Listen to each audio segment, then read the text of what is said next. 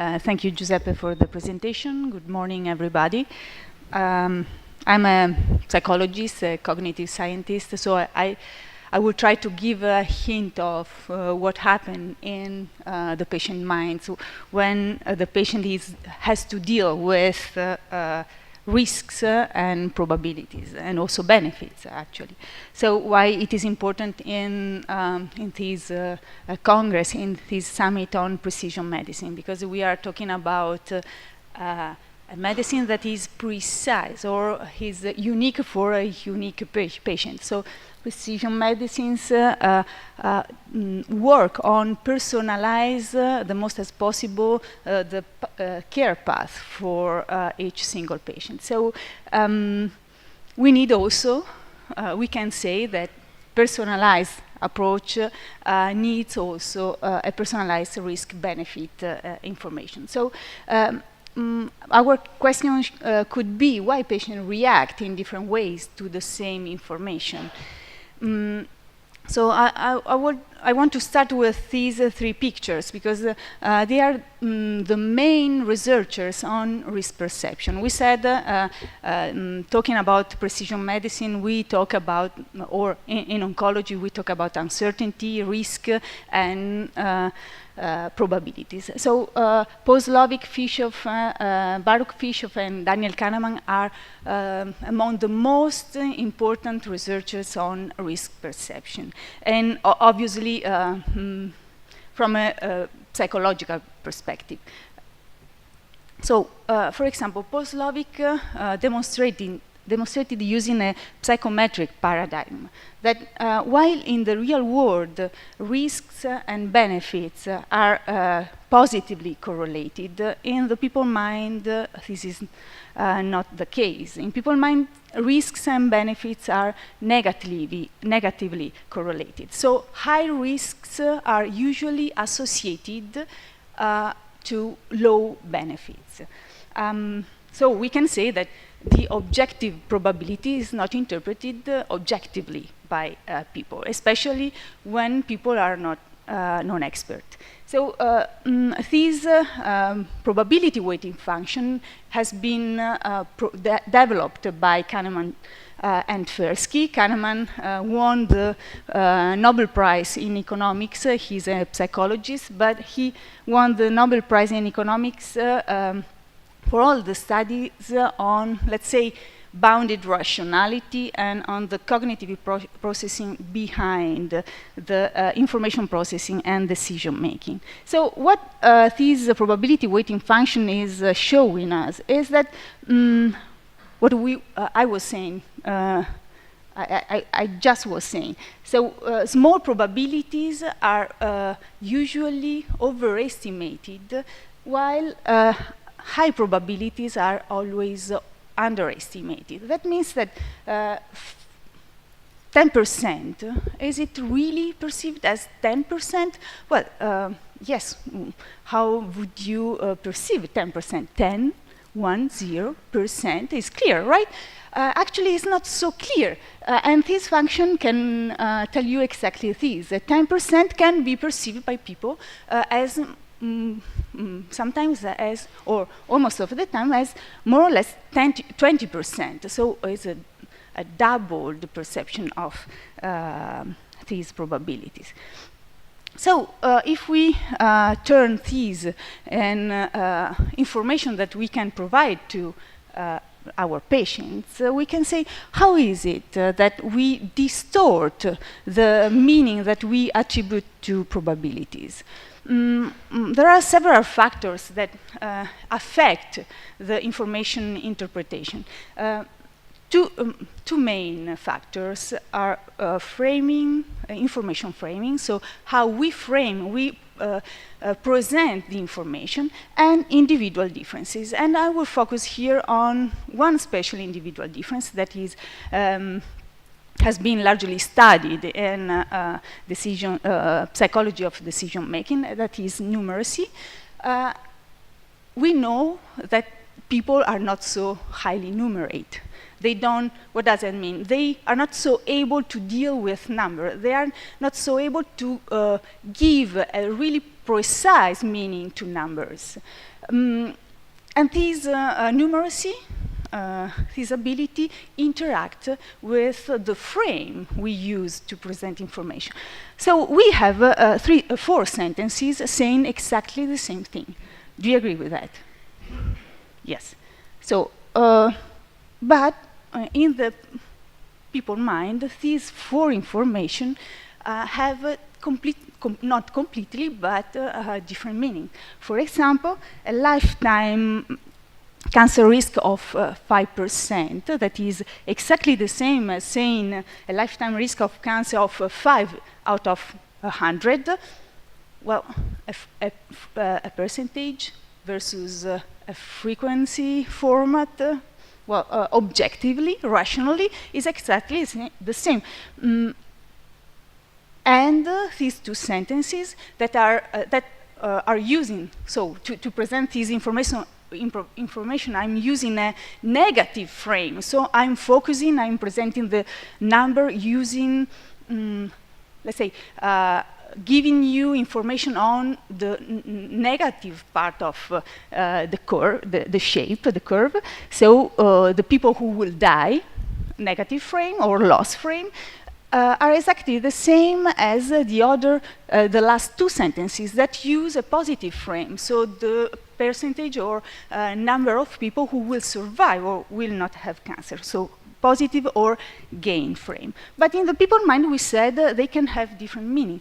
So a patient who comes to the oncologist's visiting room can say, well, a lifetime cancer risk of 5%.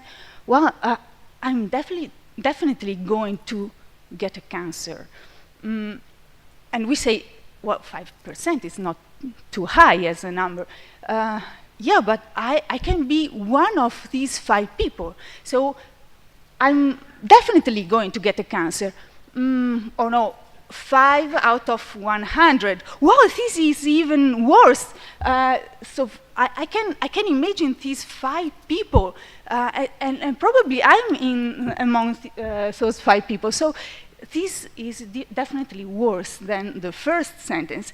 Okay, let's say that you have only you have 95% to not getting cancer.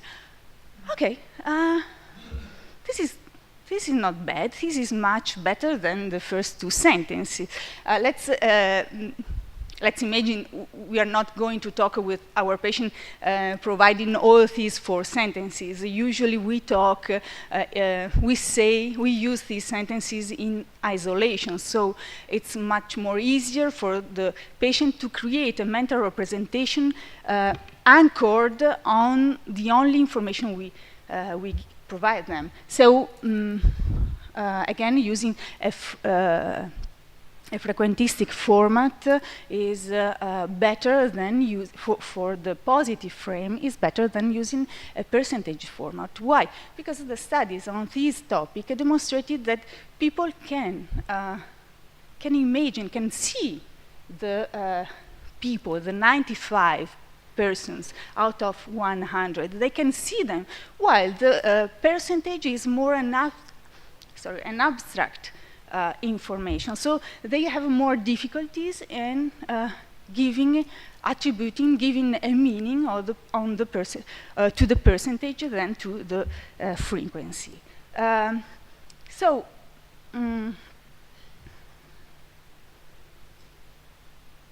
So we said that the frame and individual differences have an important influence on the way we interpret information. Kahneman and Tversky says, well, the way we interpret information depends also on the reference point of our patient. So numeracy is one of the factors that define the reference point, the status quo of my patient. So the skills, the emotional status also, the physical state, the family environment. So all this information in some ways affect the way I interpret the information I have. The reference point, we said we use a gain frame or positive frame versus negative frame or loss frame. So this value function shows us that if I use a positive frame, all what I can obtain is a gain. But if I use a negative frame, especially when I'm talking about probability of dying, I'm using a loss frame. So it's the mental representation of our patient change completely using these two type of frames. So one example in the medical field has been provided by Ubel in a paper that has been published in the Oncologist Journal. And here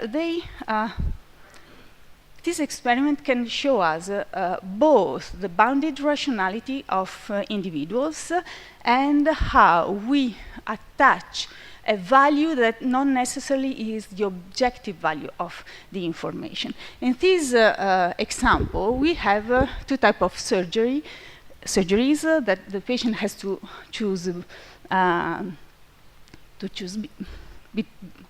one of them. If we focus on the survival rates, for sure we can say that surgery 1 is better than surgery 2. Do you agree with that?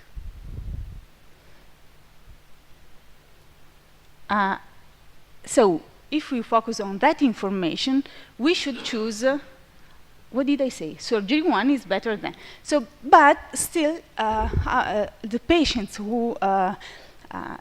participants in this experiment, the most of the patients chose surgery 2.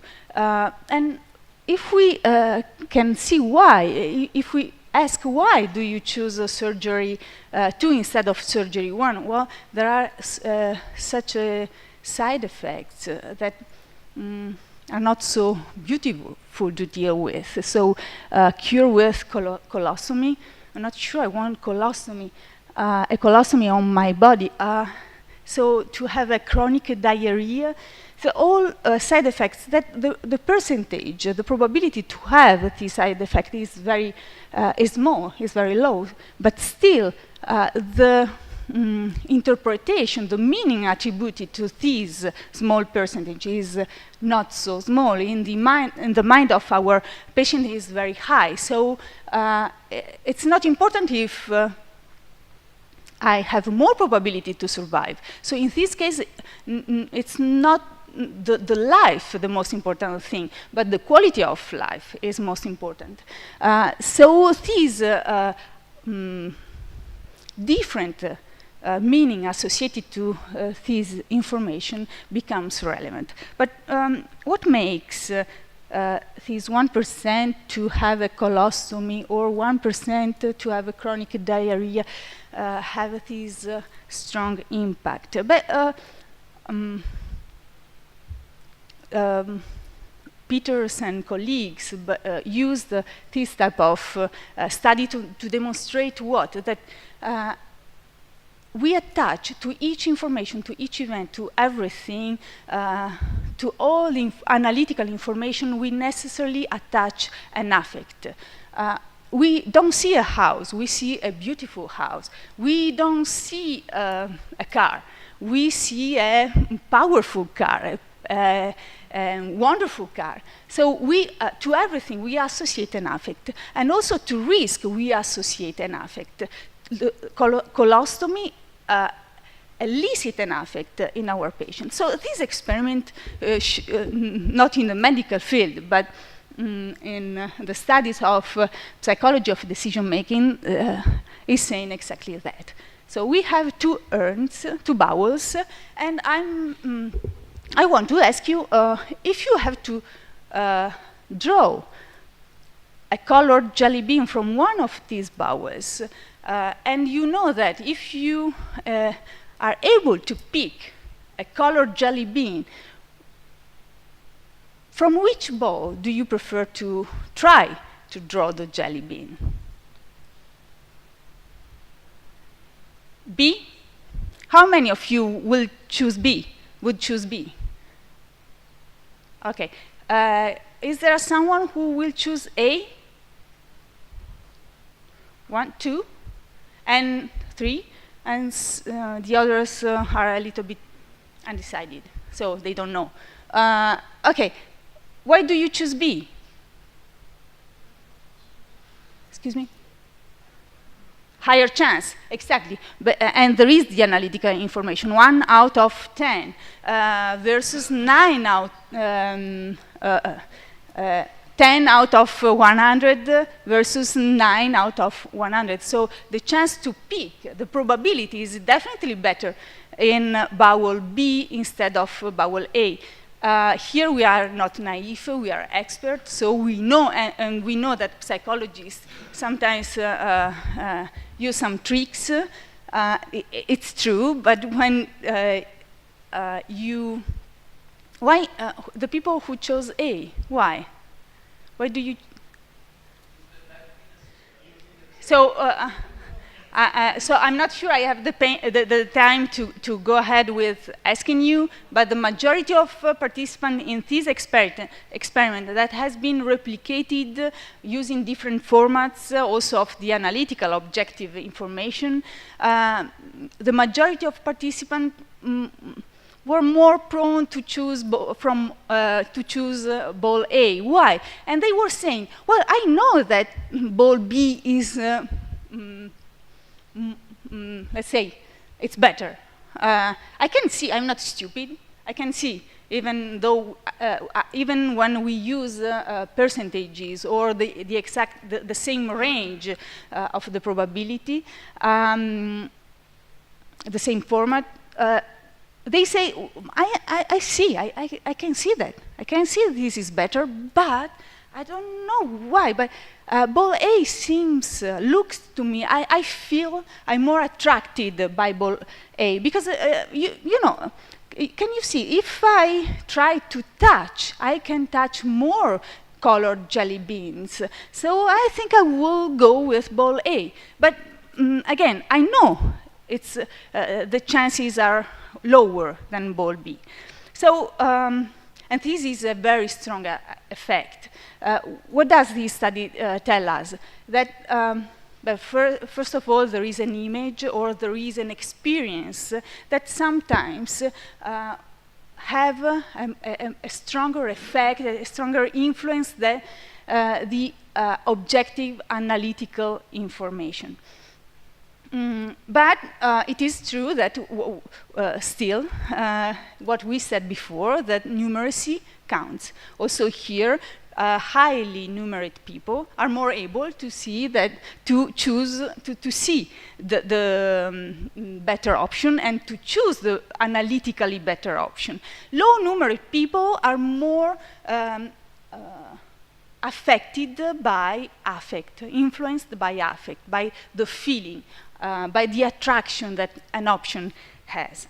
So, in fact, Slovic and colleagues developed the affect heuristic. So a shortcut that we usually use to decide what is the better situation and to give some meaning to the information and to numbers.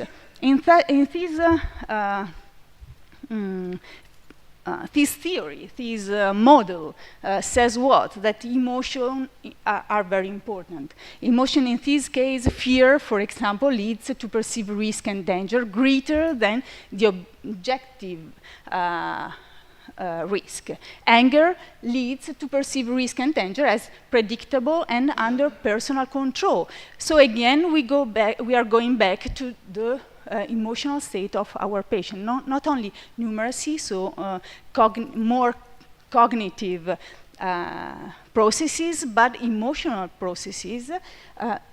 The different emotions can lead the patient, guides the patient toward different type of interpretation of our information. And this model can summarize a little bit what the way in which emotion affect our interpretation. And here we have two types of evaluation system.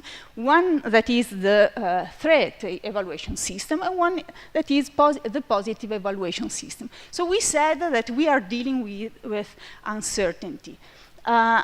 these two evaluation systems are usually working together to reach the most objective interpretation. So positive when it should be positive, negative when it should be negative.